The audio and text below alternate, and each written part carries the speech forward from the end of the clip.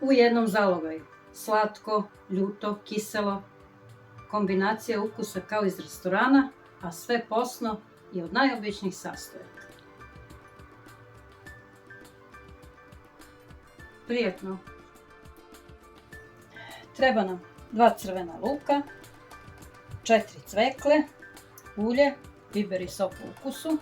Ovdje imamo malo peršuna, rukole i mirođe, 2 kisela krastavčića, 2 čena bijelog luka, 3 kašike semena bundeve, sirove, 1 kašika vinskog sirčeta, malo kore limuna, prstohvat majčine dušice, 1 kašičica dimljene paprike, 1 kašika jabukovog sirčeta, 1 kašičica limunovog soka, 1 kašika mlevenih oraha, 1 kašičica šećera, 3 kašike rena, 1 kašika senfa i 2 kašike hladne vode.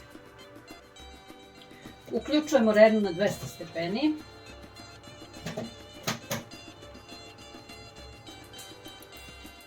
Krećemo od cvekle. Svaku smo oprali, posušili i svaku ćemo posebno da uvijemo u foliju.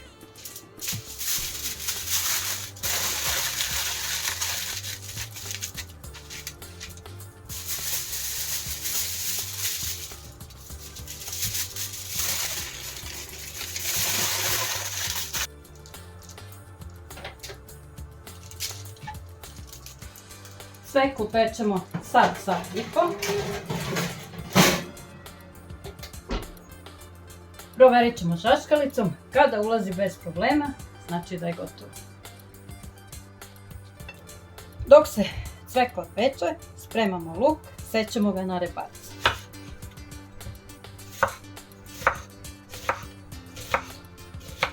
Luk mora na tihu vatru, znači uključujemo na dvojku.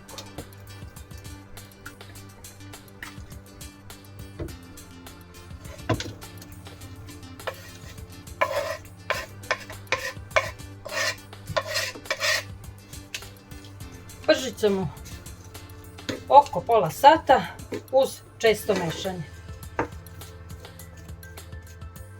Seckamo krastavčiće.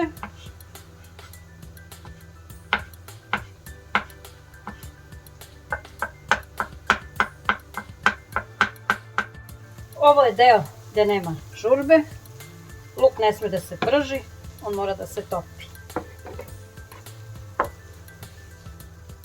Rendamo beli luk.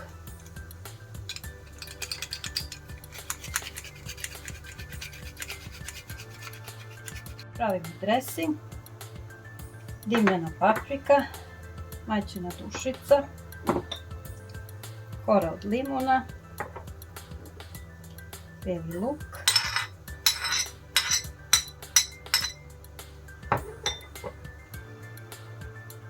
sirće, jabukovo, senf,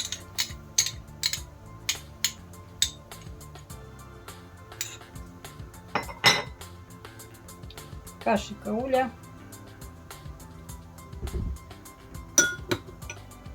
so, biber.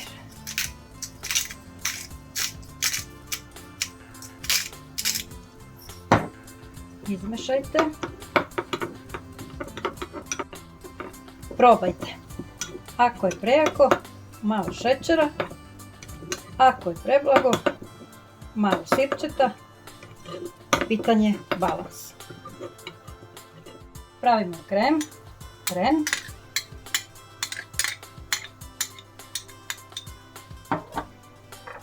Limunov sok.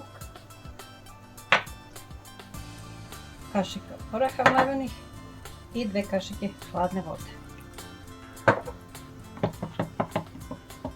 Mutimo. Ren je jak, ali nećemo ga pustiti da divlja. Malo soli. Krem ide sada na hlađenje. So, biber,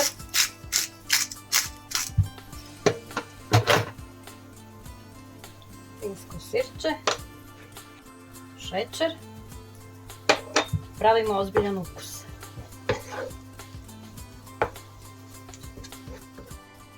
I evo, gotovo je. Uključujemo srednju temperaturu, čekamo da se tiganj zagreje. Tiganj je suv, dodajemo semenke i kad zamirišu, gotovo je. Mešajte. Znači nekoliko minuta samo.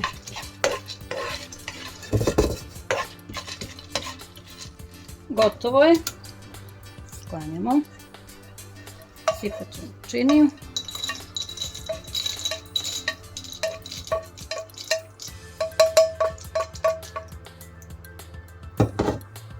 A ovo ćemo soliti i izmešati.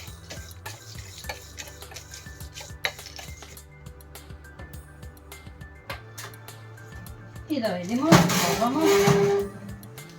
Evo, čačkalica lepo ulazi. Gotovo je. Vadimo.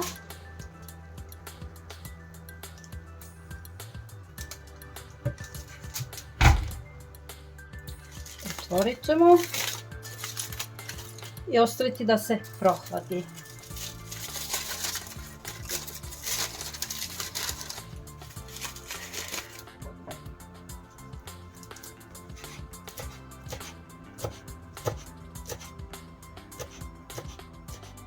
Ljuštimo cveklu.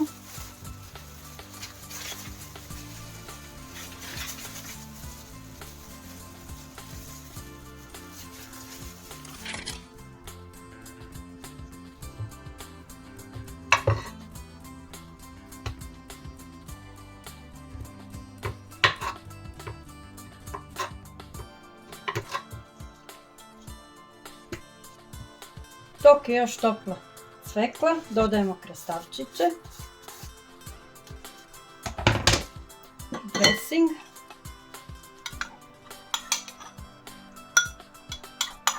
cvekla upija dok je topla, ukuse kao sunčer.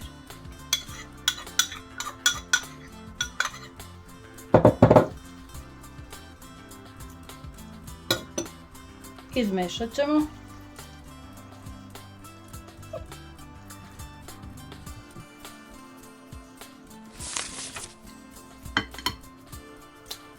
Na tanjir prvo ide cvekla, zatim karamelizovani luk, posipamo hrskavim semenkama, onda krem od rema.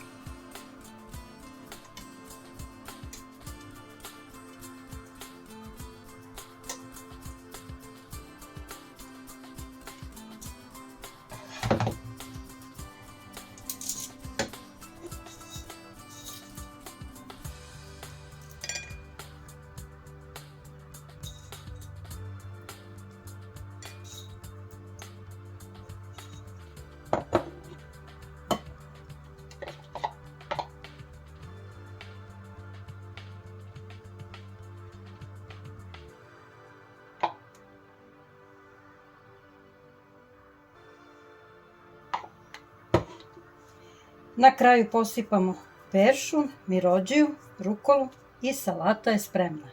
Uživajte!